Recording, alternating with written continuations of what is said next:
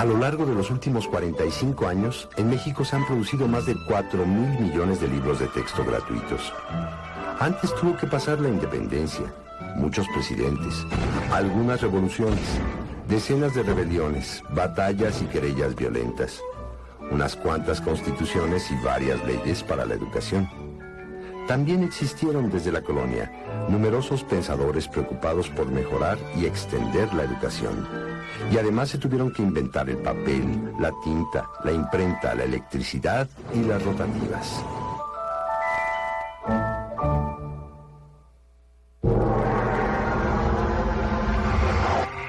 Bienvenidos a Infinito. ¡El balón!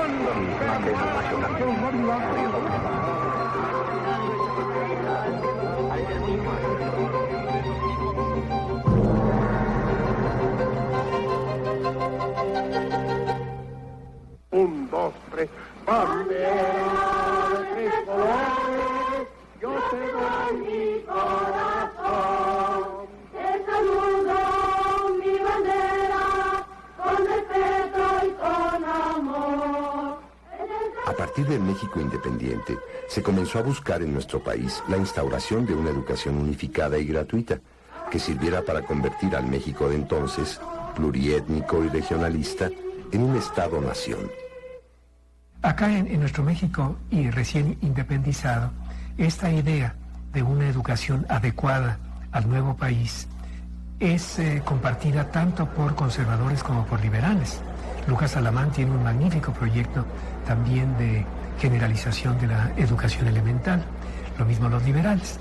Las pugnas entre ambos partidos, como todos sabemos, impiden que frague y se concrete un proyecto educativo nacional.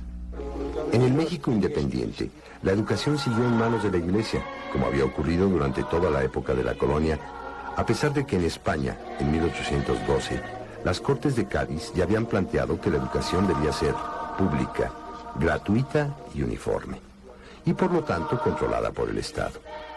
Valentín Gómez Farías redacta una ley de educación con ese mismo espíritu en 1833, que no tiene efecto a causa de la inestabilidad política, la bancarrota del erario nacional y la dificultad de las comunicaciones. Ahora, lo que Gómez Farías propone, estamos hablando de 1833-34, una educación gratuita, una educación laica, pero a mí me da la impresión que Gómez Farías se adelanta a sus tiempos. Gómez Farías es un hombre prematuro y en historia no se aceptan a los prematuros. Lo que pasa es que la difícil situación de México en el siglo XIX retrasó la instauración de una educación pública que realmente aparece con Juárez después de la intervención francesa. Solo en 1867, con la victoria del gobierno de Benito Juárez y su ley orgánica de instrucción pública, comenzó a haber control del Estado sobre los libros de texto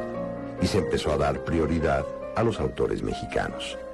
A raíz de la ley juarista, la moral sustituye a la religión en las escuelas y la religión se prohíbe totalmente, ¿no?, en las escuelas oficiales. Generalmente eran producidos por autores, muchos de ellos maestros, que consideraban tener la madurez suficiente para redactar un libro de texto.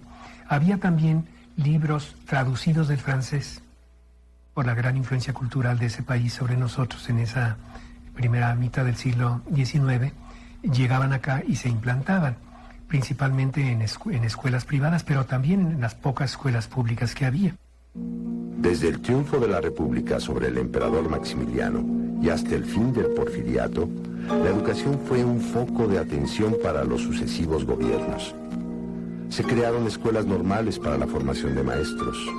Hubo grandes pedagogos como Gabino Barreda y Enrique Rebsamen, que reflexionaron sobre los alcances de la educación y surgió la preocupación por unir a los mexicanos por medio de una versión oficial de la historia nacional. Fue Justo Sierra y Rebsamen los que iniciaron esta tarea de veras de fomentar una sola versión de la historia y que sentaba las bases de un México mestizo, pero dándole prioridad a la época prehispánica, negando prácticamente los 3 siglos de la historia del virreinato, que era lo que nos habían constituido como nación, ¿verdad? En 1889, 1890 y 1910 se realizaron los Congresos Pedagógicos Nacionales, donde se discutió la necesidad de unificar los contenidos y métodos de la educación elemental.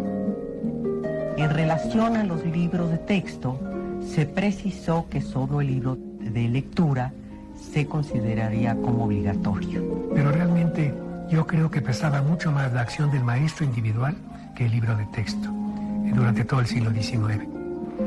Vamos a soñar con animación y sin engolar ni cortar la voz, para que al cantar se pueda llevar un buen ritmo y afinación.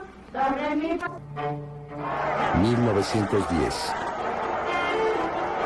13 millones de habitantes, más de un 80% analfabetos.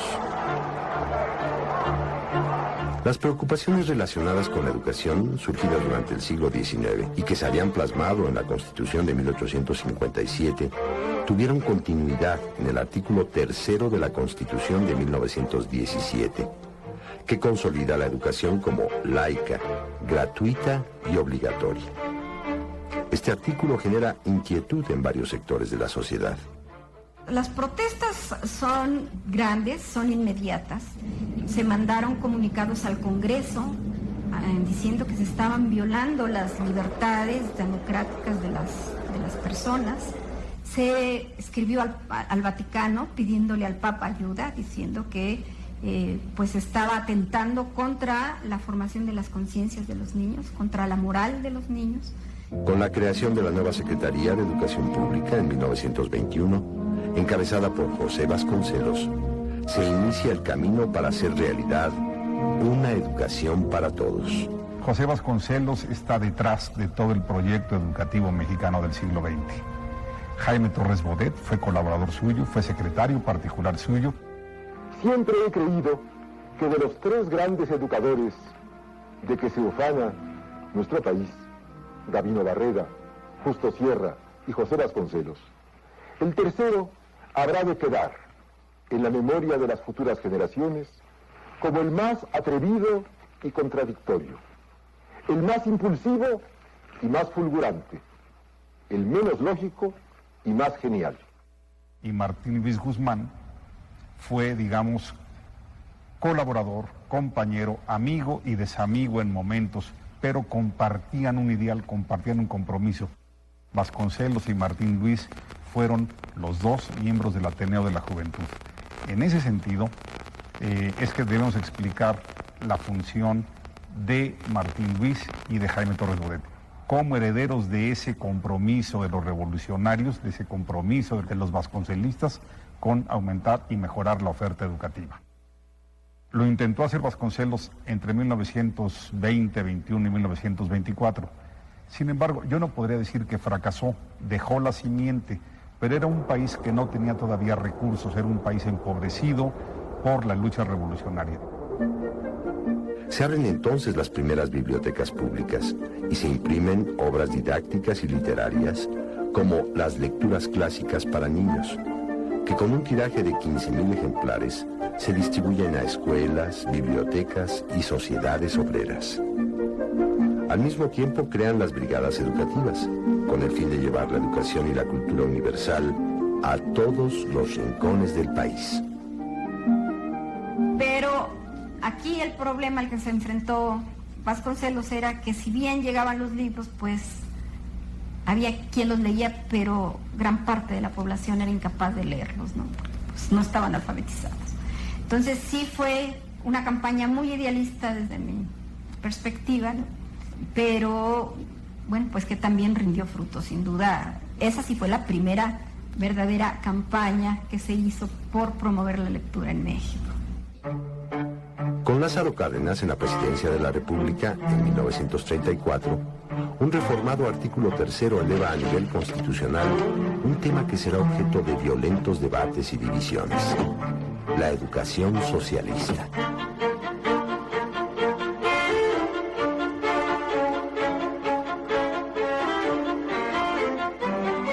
Sí se tomó muy en serio de parte de la pues de la alta burocracia educativa de la época de Cárdenas, la educación socialista, y se establecieron una serie de programas prácticos y también de libros de texto.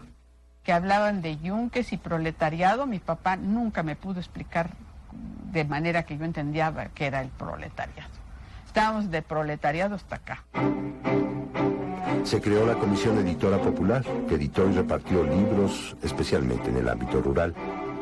Estos textos tuvieron grandes tirajes, pero no permanecieron.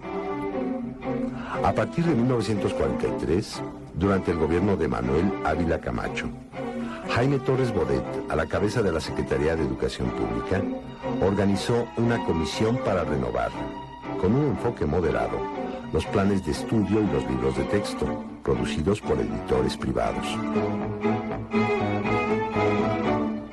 La propuesta de Torres Bodet era una propuesta doble. Por un lado, limarle asperezas ideológicas a la educación, y segundo, hacer una educación profesional, rigurosa, científica, como debe haber sido.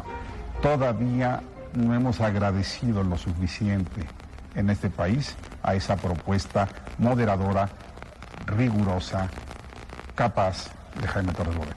Así, se emprendió una gran campaña de alfabetización y se repartieron cuadernillos o cartillas para niños y adultos.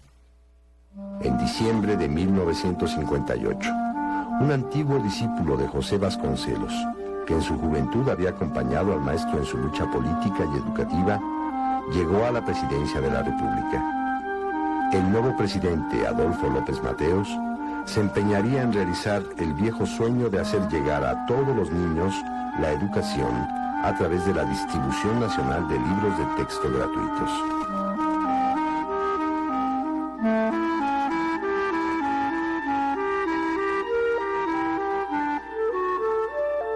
En 1958, el presidente López Mateos, a cuya memoria rindo un sincero homenaje de gratitud, quiso que me encargase otra vez de la Secretaría de Educación Pública. Establecimos la Comisión de los Libros de Texto Gratuitos. Don Jaime se hace ayudar y llama a uno de los editores más importantes de México, don Martín Luis Guzmán, notabilísimo escritor, pero al mismo tiempo un gran empresario, que con una visión extraordinaria crea la Comisión Nacional de los Libros de Texto Gratuitos en 1959. Y en 1960, en febrero de 60, entrega el primer libro de texto gratuito a una persona, a una niñita, María Isabel Cárdenas.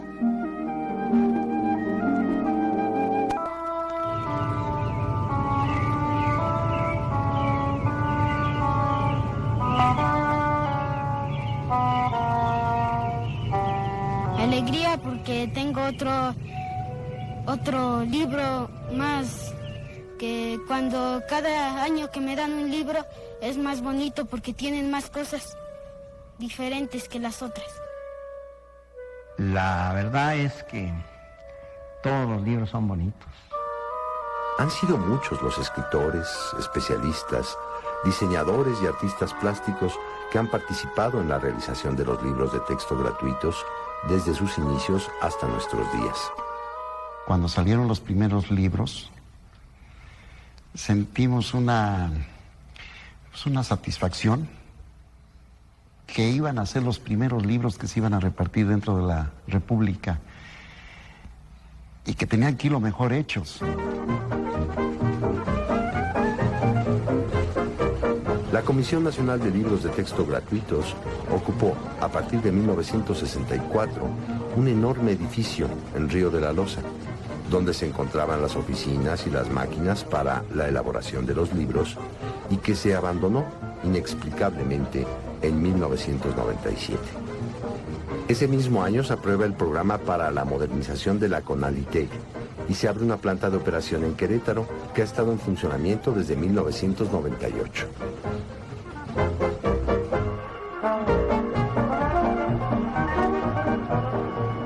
Las primeras portadas fueron realizadas por famosos muralistas mexicanos como David Alfaro Siqueiros, Roberto Montenegro y Raúl Anguiano.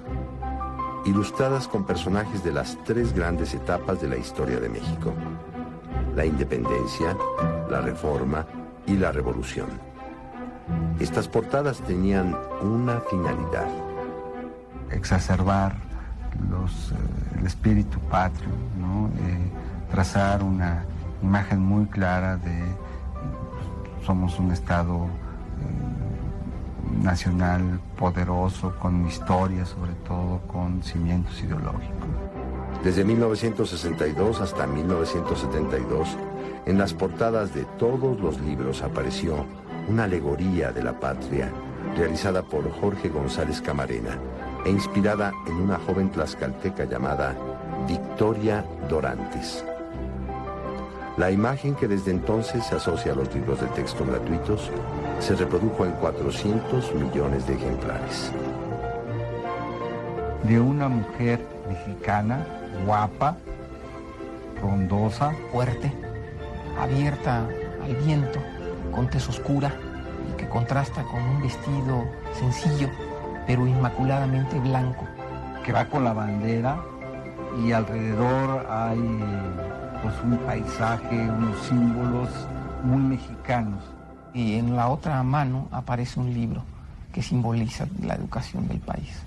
Entre 1972 y 1974 se rediseñan las portadas.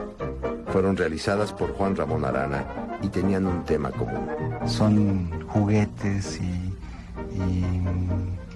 objetos de artesanía por regiones, ¿no? Entonces él arma, digamos, una especie de collage, que más bien pues parecería arte-objeto, digamos, en eso muy avanzada. Y si lo pensamos hacia los 80s, pues no tiene que ver con un México moderno, ¿no? Sino un México de tradición.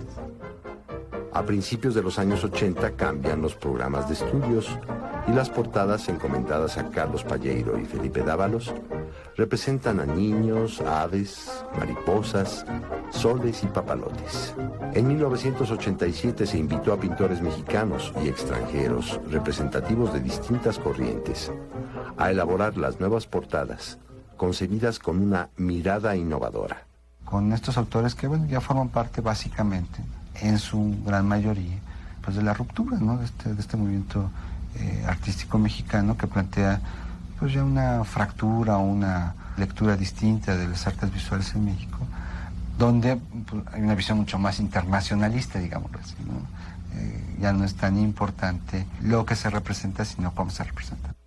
Finalmente, a partir de 1992, las portadas exhiben obras de distintos periodos de la historia del arte mexicano.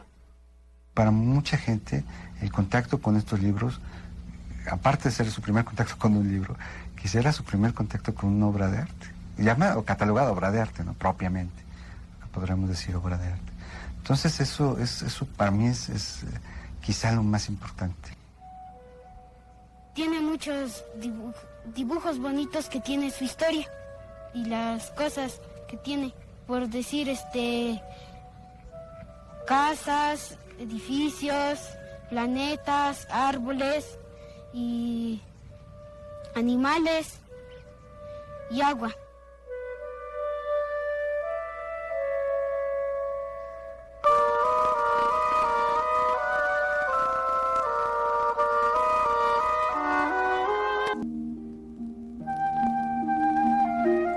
En 1959, con la creación de la Comisión Nacional de Libros de Texto Gratuitos, se da un gran paso en la larga lucha por una educación gratuita al alcance de todos los mexicanos. Se estaba dando cumplimiento a un aspecto esencial de la Constitución, en un país tan pobre como México, proporcionar los instrumentos necesarios a gente que no dispone de recursos para adquirirlos por su propia cuenta. Los primeros libros de texto gratuito se habían escrito en los finales de los 50 con un determinado contexto. Eran los años del México exitoso, del milagro económico, de la estabilidad política y de la conciliación social. Los libros de texto gratuitos provocaron una acalorada polémica en diversos sectores de la sociedad.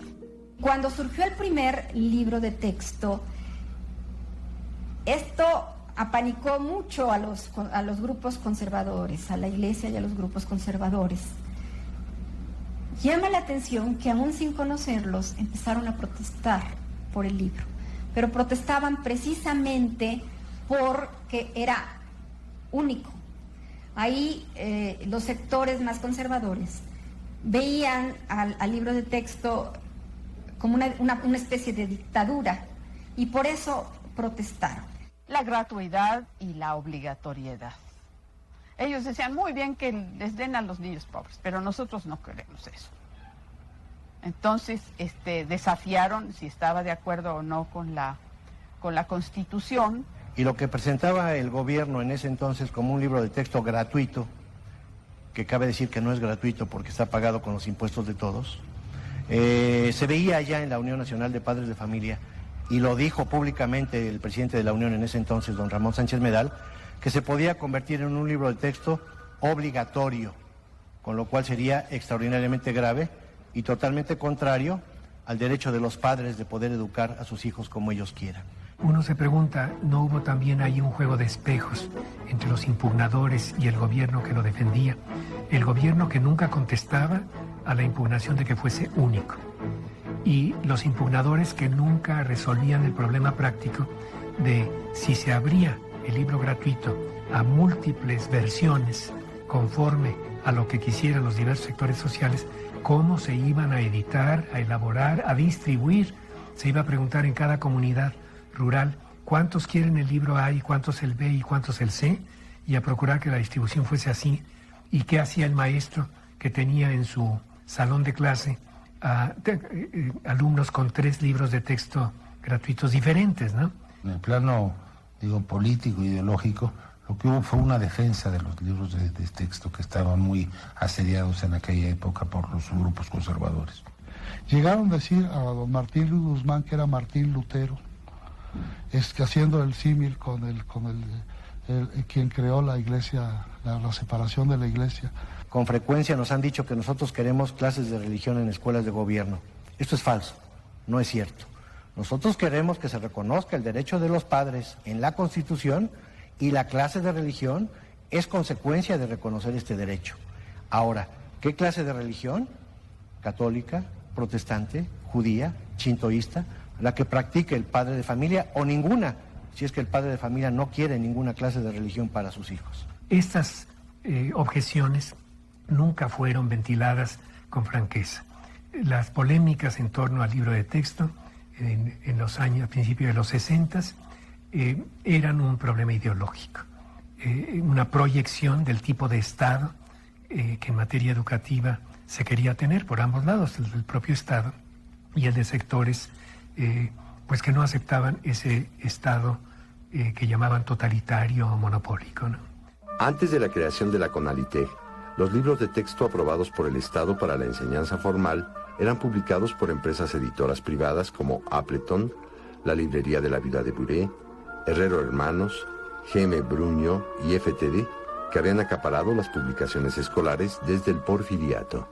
Se formaron grandes empresas a través de estos libros de texto, y por eso cuando aparece el libro de texto gratuito, los primeros que protestan son los comerciantes que ven mermadas sus ganancias por el libro de texto. En realidad la Comisión de Libros de Texto no hace todos los libros, sino se los concede, hay unos concursos que permiten que la iniciativa privada concurra en la producción de libros de texto. Claro, no, hay una parte que sí fabrica directamente, por así decirlo, la propia comisión, porque esa fue la concepción originaria que tenía. Es una protesta muy amplia, no tan amplia como la que seguiría después en los 70s. Durante los años 70 se agudizaron las grandes disputas que habían puesto de cabeza al mundo durante la década anterior. Lo mismo en la política que en la vida cotidiana de las personas. La reforma educativa promovida por el presidente Luis Echeverría se reflejó en los libros de texto gratuitos al incluir temas de actualidad como la Guerra Fría, las batallas de los países pobres por su independencia y la posición de países que, como México, buscaban una vía independiente más allá de la influencia ejercida por la Unión Soviética y los Estados Unidos. El libro de texto fue otra vez el terreno de hondas disensiones. ahora por sus contenidos políticos y su visión de la historia. La visión histórica que se pueda tener es forzosamente limitada, porque también está lastrada por el momento histórico. Imposible hacer una interpretación de la historia que es la vigente, académica, política o ideológica. Esa no tiene remedio, así somos los seres humanos, ¿no? Un día creemos que esta es la verdad, que este es el mejor conocimiento, el más depurado, el más selecto, el más exacto, y lo vamos a aceptar y lo vamos a difundir, y tenemos todos los instrumentos fuertes para que eso se imponga en un momento dado como la verdad. Sabemos perfectamente que el pensamiento de las ideas en historia también ha sido modificado conforme las sociedades avanzan. Yo creo que a lo que podemos aspirar es a proporcionar a los muchachos de educación básica nociones clave del pensamiento histórico. Hay que mencionar que en aquel entonces, en el sexenio del presidente Luis Echeverría, el libro de texto de ciencias sociales se sustentó en 4 tesis. La primera, Dios no existe, es un mito creado por el hombre. La segunda, la sexualidad es animal y por lo tanto incontrolable. La tercera, teoría de Darwin, el hombre es un simio perfeccionado. Y la cuarta, lucha de clases. El rico siempre explotador y el pobre siempre explotado. Yo había pensado cómo vamos a caracterizar los cambios de la cultura en el siglo XIX y se me ocurrió que 3 grandes revolucionarios cambiaron la visión de la cultura, Darwin, Freud y Marx, y eso fue lo más atacado, más que Fidel Castro y Ho Chi Minh. Esto fue resentido por los sectores de la sociedad más vinculados a la Iglesia Católica y a la sociedad civil, que sentían que su papel estaba, digamos, desvalido, disminuido, y que en cambio estaba sobrevalorado el de otros. Y aparecían los problemas ecológicos que estábamos creando y una serie de temas que yo a veces pienso que sí, que estábamos entregándole al niño diciéndole, mira qué espantoso el mundo que te damos, y le dábamos un mensaje que generalmente no es el mensaje que reciben los niños. Bueno, esto está mal, pero mira, esta es tu oportunidad, tú puedes cambiarlo. Que yo creo que ese era un buen mensaje. La polémica grande siempre se da en historia porque es política, y siempre se da en ciencias naturales porque es el cuerpo humano. Más aún que la historia o la política, los libros de texto gratuitos del presidente Luis Echeverría ocasionaron reacciones violentas por tocar directamente un tema que había sido un tabú para muchas familias mexicanas: la sexualidad. La disputa no era nueva. La hostilidad de los grupos conservadores contra la educación sexual impartida por el gobierno ya existía en la época de Lázaro Cárdenas, particularmente en el ámbito rural. Sí había directivas muy claras en materia de educación sexual, por ejemplo, que provocaron muchas reacciones violentas. El caso de los maestros desorejados, que ha sido estudiado históricamente en comunidades rurales muy conservadoras. Se les cortaban las orejas a los maestros que pretendían dar educación sexual a las hijas de los campesinos, por ejemplo, ¿no?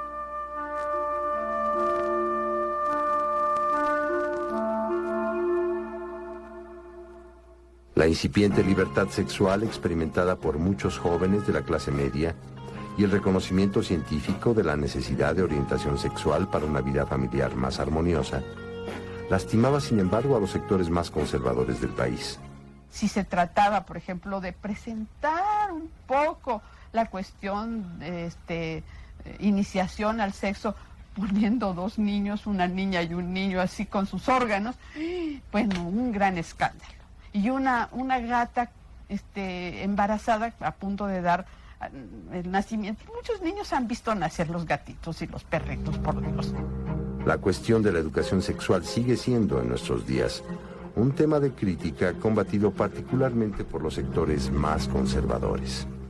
El libro de texto de ciencias naturales, donde se toca el tema sexual, ahora en el 2004, pues es un libro de texto que nosotros aceptamos que se dé para los padres, para los maestros que estén de acuerdo con ese libro, pero que no se imponga. Porque desde el punto de vista ya del contenido, pues es un libro de texto donde se da una educación sexual reduccionista, genitalista, y que pareciera promueve conductas antinaturales en las prácticas sexuales.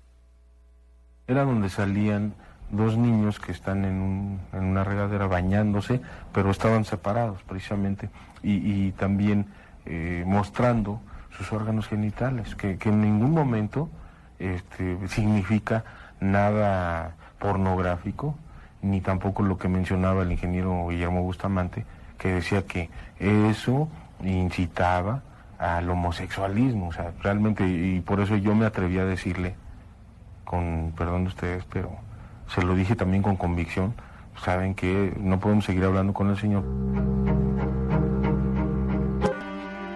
En 1992, con Carlos Salinas de Gortari en la presidencia y Ernesto Zedillo en la Secretaría de Educación Pública, se realiza una nueva reforma de los programas de estudio y se replantea el contenido de los libros de texto gratuitos, aunque la polémica por la visión de la historia continuó.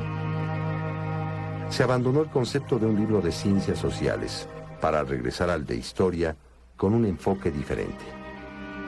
Para 1992-1993, que se escriben unos nuevos libros de texto, que claro, están reflejando a una nueva generación, los tiempos han cambiado. Primero que todo, la alternativa socialista ya no existía. En cambio, eso que llaman neoliberalismo, que a mí no me gusta el concepto, estaba en auge. Había una economía globalizada, había un acceso a la información prácticamente irrestricto, había un crecimiento enorme de libertades políticas, había toda una transformación de principios culturales, y eso sí impacta a los historiadores que trabajan en 1992 para hacer los nuevos libros de texto. El historiador Enrique Florescano estuvo a la cabeza del equipo plural de historiadores para la redacción de los nuevos libros de texto de historia. Tratamos también de romper con los antiguos mitos y limitaciones que tenía la historiografía mexicana, que entonces estaba todavía muy orientada hacia los grandes acontecimientos, los héroes, etcétera. El gobierno, el Estado había invertido en investigación histórica. Se empezaban a abrir los archivos en los 70s, en los 80s, y claro, los historiadores habían llegado a la conclusión de nuevas verdades. Bueno, lo atacaron porque no estaba el Pípila y los Grillos Héroes. Tampoco estaban en el mío. Porque no se puede probar eso, ¿verdad? Sí murieron, ¿verdad? Y defendieron eso, pero eso de que se echaron con la pipa y esas cosas.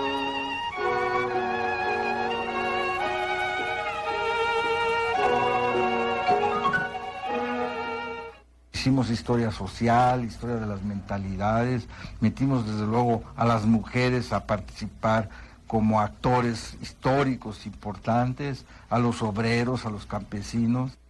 También desmistificamos a algunas personas, a algunos personajes. Le dimos un lugar especial a Porfirio Díaz, que en los libros anteriores estaba considerado como el dictador que había sido derrocado por la revolución y que no había hecho mucho por su país. Hicimos ahí una valoración mejor, creo yo, de la figura histórica real de Porfirio Díaz. Se veía al porfirismo de manera más amable, como era natural, porque tuvo muchas cosas buenas. Esto dijeron que era para justificar el salinismo. Incluso se dijo que estábamos tratando de elogiar a Porfirio Díaz pensando en una potencial reelección de Salinas de Gortari. Bueno, esto es esquizofrenia pura, locura de algunos críticos. La verdad es que lo único que estábamos nosotros reflejando era el avance en la investigación histórica. Lo malo fue que en la Secretaría de Educación, no por nosotros los historiadores que hicimos el libro, le dieron un papel al propio presidente Salinas y entonces arruinaron el libro porque parecía que en ese libro había un elogio, como de hecho lo había, del propio presidente Salinas, ¿no? La inclusión de los acontecimientos de 1968 provocó molestia por parte de los miembros del ejército. Las críticas de los distintos sectores fueron tan fuertes que esos libros de historia solo se utilizaron durante un año. En las siguientes ediciones, el análisis de la historia de nuestro país llega únicamente hasta 1964.